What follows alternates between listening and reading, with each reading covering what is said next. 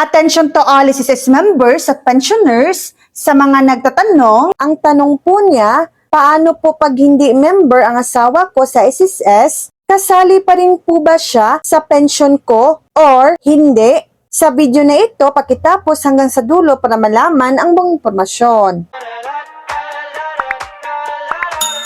Opo, kasali pa rin siya kahit hindi miyembro ng SSS ang iyong asawa. Siya ay itinuturing na primary beneficiary o pangunahing benepisyaryo sa ilalim ng batas. Narito ang mahalagang dapat tandaan, legal na asawa, basta kasal kayo, legally, otomatikong benepisyaryo ang asawa. Death benefit or pension, kung sakaling pumanaw ang miyembro na may sapat na contribution, kadalasan ay 36 months, ang asawa ang makakatanggap ng buwanang pension o survivorship pension. Condition, ang pension ay mapupunta sa asawa hanggat hindi siya nag-aasawang muli o hindi siya nakikipag-live-in. Dependents, kung may anak kayong minor de edad o hindi pa nagtatrabaho, makakatanggap din sila ng dependents pension, maximum 5 children. Ano ang gagawin para masiguradong makukuha ng asawa ang pensyon? Kahit hindi siya member, kailangan niyang mag-file ng claim, maganda ng mga dokumento tulad ng marriage contract, PSA, death certificate ng member, PSA, birth certificate ng mga anak kung meron, at valid ID ng asawa. So yan lang po ang latest update.